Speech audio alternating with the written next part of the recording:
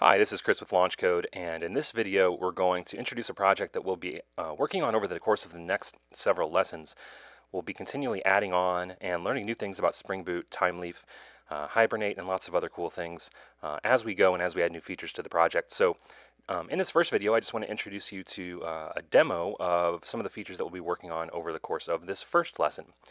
And this first lesson focuses on working with Timeleaf templates and views. All right, so the homepage for our project at the end of the day will look like this. It'll have two links, all events and create event. This is just going to be a site that keeps track of various coding related events, conferences, meetups, things like that. So we want to be able to sort of add and list the various events that are input into the site. So the homepage will just have a couple of links at the end of the day. We'll be able to look at all the events. So if I click on that, I should see a listing of all of the events. I haven't added any to the application yet, so that's why we don't see anything in here. But if I click on Create Event, we will see a little form where I can add event. So let me go ahead and add one. And I added Strange Loop, which is a coding conference here in St. Louis, and now that shows up on the All Events listing. Let's go ahead and add another one of the LaunchCode meetups, Code with Pride. And now that shows up as well. So that's the basic functionality, and let's go look and see what the starter code for this project looks like. All right, so that's what the project will look like by the time we're done today, but right now in my IntelliJ workspace, I have a lot less code. So I just want to walk you through the starter code. You'll be able to check this out via GitHub, but it's also pretty easy to put together yourself. As always, we recommend you code along with us as we go through these videos.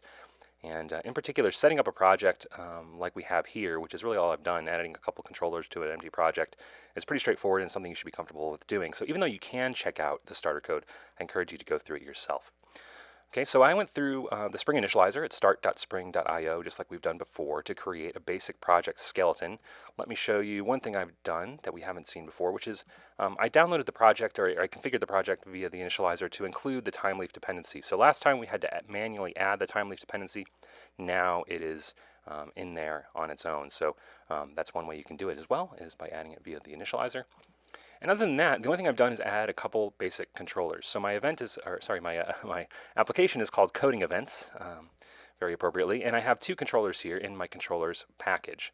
So looking at the project pane, we have a home controller, and this is just going to render the home page, just the root path. So it just has one handler which returns index, and that is just the name of a Timeleaf template. We learned last time that if you return a string from a generic Spring Boot controller, that will try to find a template called index. And if I look below resources and templates, I do indeed see a template called index. And so that just has just a heading there with a link to the full events listing /events. So that's all that the home controller does. The events controller does a little bit more, and currently it displays a list of static events. So this is different from the demo that I just showed you. Let's go ahead and start this application up and see what it looks like now. This is just this handler just creates a static list. All it does is creates an empty array list and then adds one by one a few different values to that array list, and then it renders the events /index template. So this is different from the template I just showed you because it's within the events folder. If I have a template that's in a subfolder of the templates directory, then I need to use that directory name when referring to that template in my handler. Okay, so our application is started up. Let's go to localhost 8080. So this is the index, this is the root path that I showed you. If I click on the All Events link, then I get a list of those events. So let's look at the template that just rendered this list. And this has the same heading as before, all events, but it has basically a for loop, a Timeleaf for loop. And so we learned about this last time. The TH block is the outer structure of your for loop, and TH each specifies what list or what set of things the loop will iterate over. So in this case, we're going to be passed in a list of events. We're going to say for each event in events, let's put a new li tag with the text for that event within, okay? So that's the basic functionality that we're going to be starting with. In the next video, we'll go ahead and look at how to add a form so that we can have users type in their own events.